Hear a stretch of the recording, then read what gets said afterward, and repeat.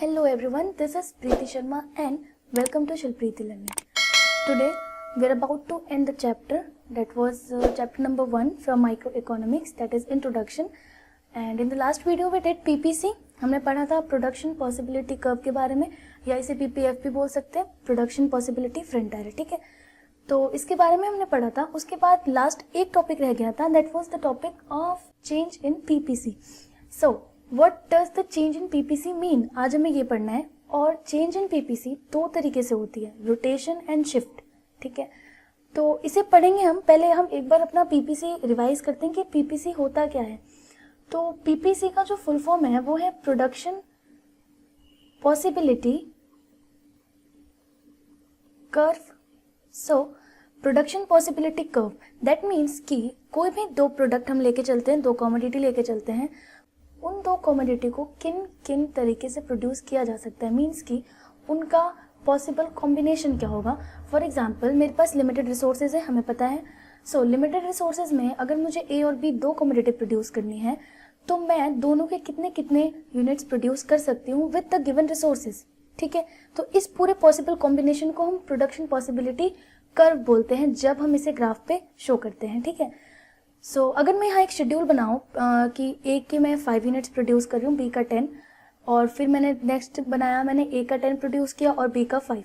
ठीक है, so this is a table that is showing कि प्रोडक्शन किस तरीके से हो रहा है, मीन्स किस क्या क्या पॉसिबल कॉम्बिनेशन हो सकती हैं.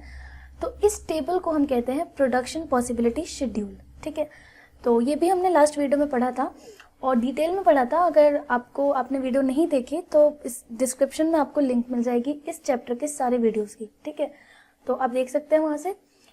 हम स्टार्ट करें फिर आज के टॉपिक के साथ, that is change in PPC. तो सबसे पहले इसमें हमें पढ़ना है रोटेशन और फिर हमें पढ़ना है शिफ्ट. एक छोटा सा ओवरव्यू लेते हैं कि रोटेशन और शिफ्ट में डिफरेंस क्या है. अगर मैं कहूँ रोटेशन ऑफ PPF या PPC और मैं कहूँ शिफ्ट इन PPF, तो इन दो बातों का अलग अलग मीनिंग है. क्या मीनिंग है हमें पहले ये समझना है. तो हमें ये पता है कि PPF में हम हमेशा दो कमोडिटी की बात करते हैं. ठीक है, और PPF में चेंज किस रीजन से हो सकता है. PPF क्या होता है, एक कर्व होगा. ठीक है, कॉन्केव शेप्ड कर्व. ठीक है, तो इस कर्व में चेंज किन रीजन से आएगा. हमारे पास रिसोर्सेज लिमिटेड है, टेक्नोलॉजी रिसोर्सेज दोनों कांस्टेंट लिमिटेड है हमारे पास. तो इनमें जो चेंज आता है वो इनके इंक्रीमेंट से आता है. अगर रिसोर्स और टेक्नोलॉजी में कोई प्रमोशन है या फिर हम कह सकते हैं कोई चेंज आता है, रिसोर्स और टेक्नोलॉजी में डिक्रीज होता है या इंक्रीज होता है, तो उस वाले टाइम जो है PPF में चेंजेस आती हैं. और PPF में जो चेंजेस होती हैं वो रोटेशन और शिफ्ट दो तरीके की होती है. ठीक है, रोटेशन तब होती है जब किसी एक कमोडिटी में चेंज हो, मीन्स कि किसी एक कमोडिटी के रिसोर्सेज और टेक्नोलॉजी में चेंज हो. शिफ्ट तब होता है जब दोनों कमोडिटीज की रिसोर्सेज और टेक्नोलॉजी में कोई चेंज आता है. ठीक है, तो इसका मीनिंग क्या होगा अगर हम डेफिनेशन के साथ देखें तो here comes the definition for rotation of PPF. So the definition is PPF rotates when there is change in productive capacity, that is resource and technology, so with respect to only one good. That means what, if there is a change in the resource and technology of only one good, अगर एक good के resource और technology में कोई change आ रहा है उस हिसाब से PPF पे अपने आप को रोटेट करेगा. ठीक है, and for the shift in PPF the definition is PPF will shift if there is change in productive capacity, resource and technology with respect to both goods. That means कि दोनों goods के respect में अगर technology and resources में कोई changes आ रही हैं तो फिर PPF में शिफ्ट होगा. ठीक है, तो रोटेशन और शिफ्ट को हम शो कैसे करेंगे, डायग्रामेटिक जो रिप्रेजेंटेशन होती है उसको पढ़ लेते हैं. So let's go. सबसे पहले हमें पढ़ना है रोटेशन इन PPF या रोटेशन ऑफ PPF किन से. सो रोटेशन ऑफ PPF हमने क्या पढ़ा कि किसी एक कमोडिटी के अंदर जो चेंज होता है उसे रोटेशन इन PPF कहते हैं. देखते हैं इसमें चेंजेस कैसे आती हैं. So to understand rotation of PPF हमें ग्राफ देखना पड़ेगा, डायग्रामेटिक रिप्रेजेंटेशन सीखना है इसका. तो इसमें क्या है, यहाँ पे दो कमोडिटी है, एक Y कमोडिटी है और एक X कमोडिटी है. ठीक है, तो इसमें जस्ट सपोज कि X कमोडिटी के रिस्पेक्ट में जो टेक्नोलॉजी है उसका अपग्रेडेशन हुआ. ठीक है, मींस अपग्रेडेशन मींस टेक्नोलॉजी में इम्प्रूवमेंट हुई, या फिर हम ये कह सकते हैं कि उसके रिसोर्सेज में इंक्रीमेंट हुई. ठीक है, इन दोनों में से कुछ भी. जस्ट सपोज कि टेक्नोलॉजी अपग्रेड हुआ या रिसोर्सेज इंक्रीज हुई हैं X कमोडिटी की, तो जो पीपीएफ होगा वो कैसे रोटेट करेगा, पहले हमारा जो पीपीएफ वो पीक्यू था, ठीक है, पीक्यू जो बन रही है प्रोडक्शन पीक्यू, नेक्स्ट इस इंक्रीमेंट के बाद जो पीपीएफ बनेगी वो ऐसे बनेगी पीआर क्यों, क्योंकि एक्स कमोडिटी के रिस्पेक्ट में जो टेक्नोलॉजी और रिसोर्सेज है उसमें इंक्रीमेंट हुआ है, एक पॉजिटिव चेंज आया है, तो उस पॉजिटिव चेंज की वजह से जो रोटेशन है वो राइट साइड हो रही है, ठीक है। सपोज इन केस अगर इसके रिसोर्सेज डिक्रीज हो जाते, मीन्स के इंक्रीमेंट की जगह डिक्रीज हो जाते, और ये इसकी इनिशियल पोजीशन है ना, तो इस केस में जो इसका प्रोडक्शन होता वो पीक्यू से कम होकर के पीएस हो जाता, है ना, और यहाँ पे जो रोटेशन हुआ वो रोटेशन लेफ्ट साइड हुआ। जो हमारा इनिशियल वाला कर्व है उस कर्व से राइट साइड कब होगा, जब पॉजिटिव चेंज हो, और लेफ्ट साइड कब होगा, जब नेगेटिव चेंज हो, ठीक है। So this is what we say the rightward rotation और द लेफ्टवर्ड रोटेशन। ये किस केस में होता है पता चल गया। ये रोटेशन था एक्स एक्सिस के ऊपर, एक्स एक्सिस पे रोटेशन हुआ, वाई एक्सिस पे तो कोई चेंज आया ही नहीं है। अब हमें वाई एक्सिस का स्टडी करना है, तो वाई एक्सिस का जब हम स्टडी करेंगे तो उसमें भी सेम चीज होगी, क्या होगी, वाई के रिस्पेक्ट में टेक्नोलॉजी में और रिसोर्सेज में चेंज आएगा, ठीक है।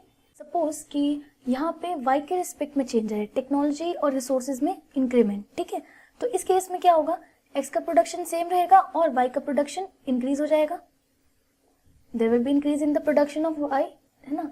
तो जो कर्व होगी, जो पीपीएफ जो रोटेशन है वो किस साइड होगी, फिर से राइट साइड, फिर से राइट साइड होगी, क्यू आर हो जाएगी रोटेशन। इन केस अगर इसमें डिक्रीज होता या फिर नेगेटिव चेंज आता तो फिर जो वाई की रोटेशन है वो लेफ्ट साइड हो जाती, है ना, इसे लेफ्ट साइड कहेंगे। और मैं एक चीज और बताना चाहती हूँ कि यहाँ पे हमें जब हम वाई के रिस्पेक्ट में पढ़ रहे हैं तो देखने में लग रहा है upward and downward rotation, but इसे कभी भी अपवर्ड एंड डाउनवर्ड रोटेशन नहीं कहते, ठीक है, इसे हमेशा राइटवर्ड और लेफ्टवर्ड रोटेशन ही कहते हैं। बुक में ऐसे ही दिया है और एग्जाम्स में भी आपको राइटवर्ड और लेफ्टवर्ड के टर्म्स में ही लिखना है, अपवर्ड एंड डाउनवर्ड के टर्म्स में नहीं लिखना, ठीक है, नहीं तो वो पूरी तरह से गलत हो जाएगा, ठीक है।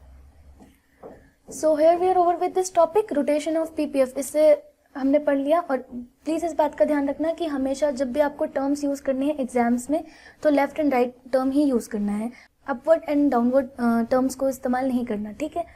नेक्स्ट पढ़ते हैं shift in PPF. Shift in PPF कैसे होता है इसको पढ़ते हैं। सपोज हमने कमोडिटी फिर से सेम ली है, ठीक है, कमोडिटी अभी भी हमने सेम ले रखी है। अब यहाँ पे वाई और एक्स कमोडिटी, दो कमोडिटीज हैं, इन दो कमोडिटीज के रिस्पेक्ट में हमें शिफ्ट इन पीपीएफ पढ़ना है। तो शिफ्ट इन पीपीएफ का मतलब क्या है, रोटेशन का मतलब ये था कि एक कमोडिटी का चेंज है तो एक कमोडिटी के प्रोडक्शन में चेंज आएगा, है ना। अगर वाई कमोडिटी का चेंज है तो वाई कमोडिटी के प्रोडक्शन में चेंज आएगा, ये था। यहाँ पे तो दोनों कमोडिटी के रिस्पेक्ट में टेक्नोलॉजी और रिसोर्सेज का अपग्रेडेशन हो रहा है, तो इस केस में शिफ्ट इन पीपीएफ होता है और वो शिफ्ट होता है इधर राइटवर्ड और लेफ्टवर्ड। दैट मीन्स कि just suppose y and x commodity in the respect of both these commodities resources and technology have positive change, means कि इनमें upgradation increment हुआ है, ठीक है। तो इस केस में क्या होगा, y का प्रोडक्शन भी बढ़ेगा और x का प्रोडक्शन भी बढ़ेगा क्योंकि इंक्रीमेंट है। तो इस केस में जो कर्व बनेगी वो इस तरीके से बनेगी, दैट मीन्स PQ से वो शिफ्ट होके P1 Q1 बनेगी, दैट मीन्स कि PQ से शिफ्ट होके P1 Q1 कर्व बन जाएगी। तो ये शिफ्ट किस तरफ हुआ, ये हमारी just suppose this is a line, इसे एक लाइन मानते हैं इस येलो वाली कर्व को, तो जो न्यू ब्लू कर्व है हमारी वो राइटवर्ड है, यानी कि ये राइटवर्ड शिफ्ट हुआ।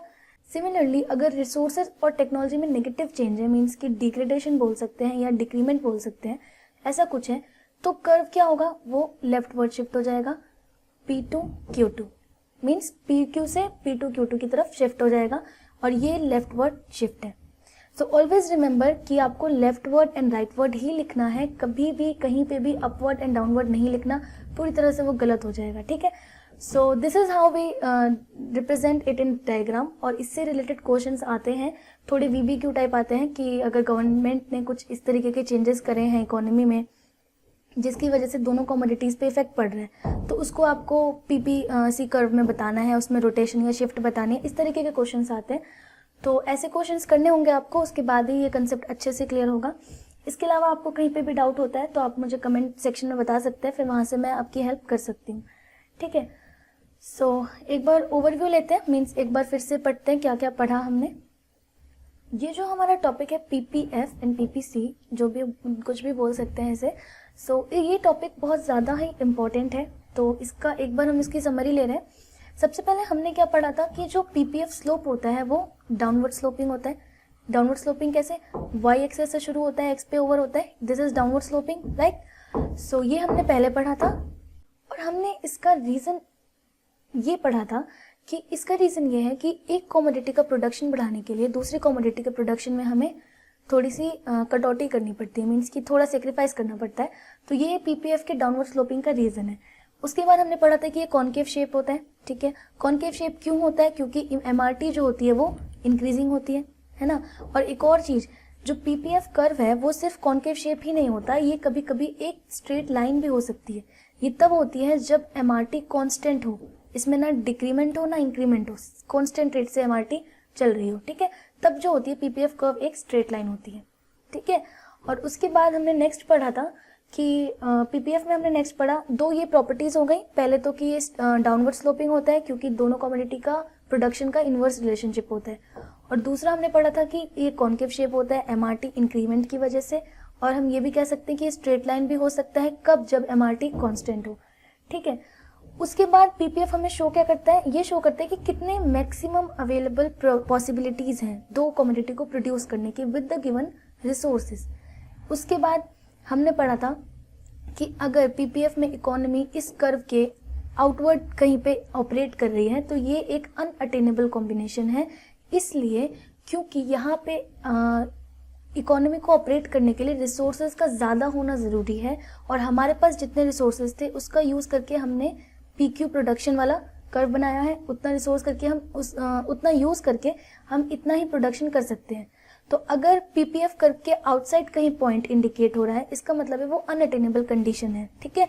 Economy can not operate outside PPF. और अगर पीपीएफ कर्व के इनसाइड कहीं पे इकोनॉमी ऑपरेट कर रही है तो इसका मतलब ये होता है कि इकोनॉमी ने अपने रिसोर्सेज और टेक्नोलॉजी को सही तरीके से यूज़ नहीं किया। दैट मीन्स कि कहीं ना कहीं अंडर यूटिलाइजेशन ऑफ रिसोर्सेज हुआ है, ठीक है। इसीलिए होता है जब इकोनॉमी पीपीएफ कर्व के अंडर में, मीन्स कि पीपीएफ कर्व के अंदर ऑपरेट करती है। नेक्स्ट हमने इसमें पढ़ा रोटेशन एंड शिफ्ट, कि रोटेशन क्या होता है, शिफ्ट क्या होता है। This is because of the change of resources and technology. और अगर रिसोर्स और टेक्नोलॉजी का चेंज एक कमोडिटी में है तो रोटेशन होता है, अभी पढ़ा था हमने। और अगर दोनों कमोडिटी में है तो शिफ्ट होता है। और फिर से रिपीट कर रही हूँ कि कभी भी आपको रोटेशन या शिफ्ट कहीं एक्सप्लेन करना है तो अपवर्ड और डाउनवर्ड टर्म्स को यूज़ नहीं करना है, राइट और लेफ्टवर्ड टर्म्स का इस्तेमाल करना है, ठीक है। So here we are over with this part, हमने फिनिश कर लिया, आज ये चैप्टर भी फिनिश हो गया। इसके साथ इसकी जो बाकी वीडियोज़ हैं, जो पीछे की वीडियोज़ अगर आपने नहीं देखी तो उसका लिंक आपको डिस्क्रिप्शन में मिलेगा, आप वहाँ से देख सकते हैं। और टॉपिक वाइज वीडियो बनाई है, जो भी टॉपिक देखना है आप उस टॉपिक की वीडियो देख सकते हैं। सो अब फिर मिलते हैं नेक्स्ट चैप्टर के साथ नेक्स्ट वीडियो में। Till then take care, good bye.